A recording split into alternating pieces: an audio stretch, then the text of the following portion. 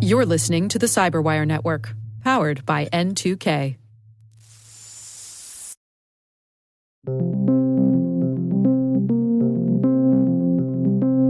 Funding for this Cyberwire Word Notes podcast is made possible by KnowBe4, the experts in social engineering and the pioneers in new school security awareness training.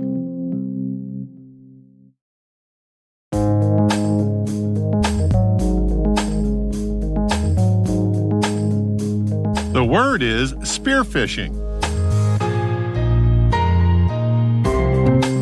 Spelled spear for a specific target and phishing for the act of compromising victims.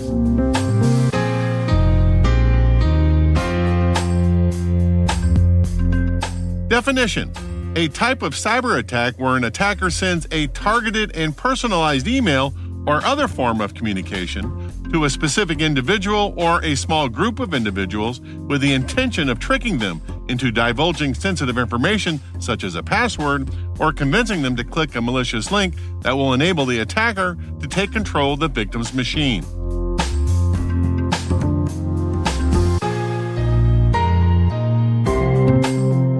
Example sentence: Kevin, the fry chef in the company cafeteria, became a victim to a spear phishing attack when he received an email that appeared to be from his boss requesting login credentials to the electronic cash register.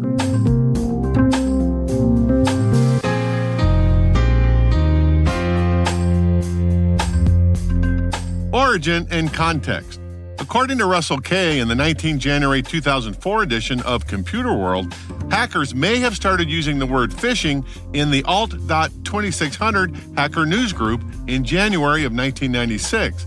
But the term also might have arrived earlier from the print journal 2600, the Hacker Quarterly. According to Kay, hackers used email lures to hook digital fish for their American Online passwords. They would blast phishing emails to everybody in the American Online pool to see who would bite.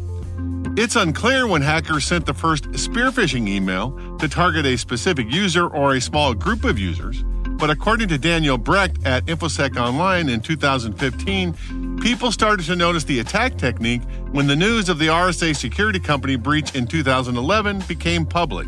The attack where the Chinese military used a spear phishing attack to establish a beachhead inside RSA security that eventually allowed them to compromise the company's two-factor authentication token product.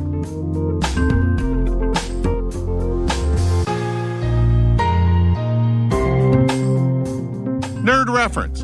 In 2013, the McKinsey Institute asked Tim Richardson, a University of Toronto management professor, about the difference between phishing and spear phishing. So most people have heard of phishing, spelled P-H-I-S-H-I-N-G.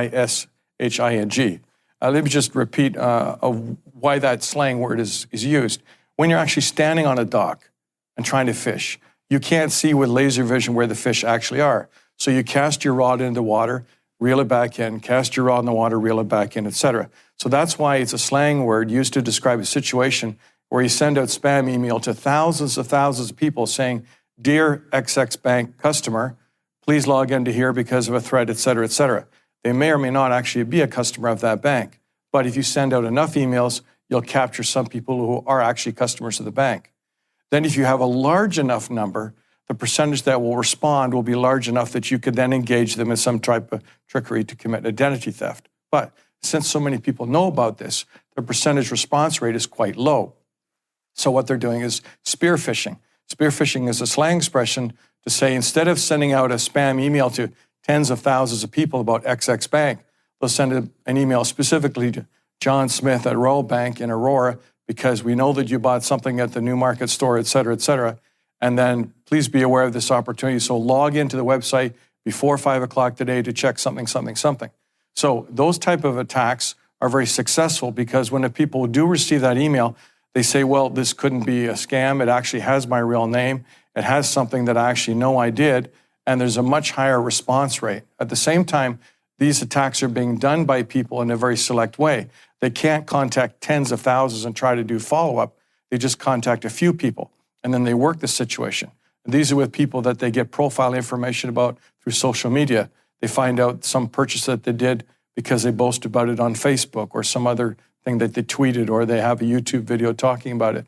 So the response rate is much, much higher. And they do this with high net worth individuals in order to be able to make a lot of money, because it's easier to rob rich people than poor people.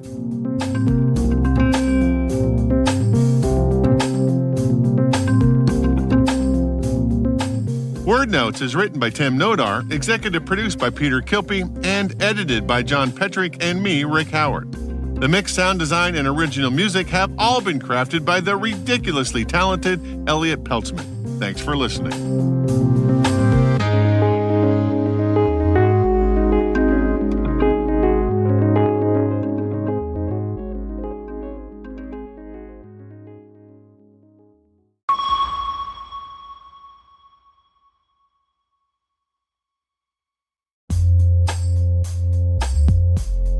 Thanks to our sponsor KnowBe4 for making this episode of Word Notes possible.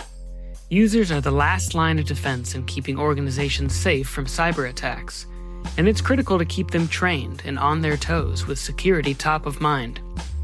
The team at KnowBe4 are the social engineering experts and pioneers of new school security awareness training. They've got the world's largest training library, and its content is always fresh. KnowBe4 delivers interactive, engaging training on demand. It's done through the browser and supplemented with frequent, simulated social engineering attacks by email, phone, and text. Learn more at knowbe4.com.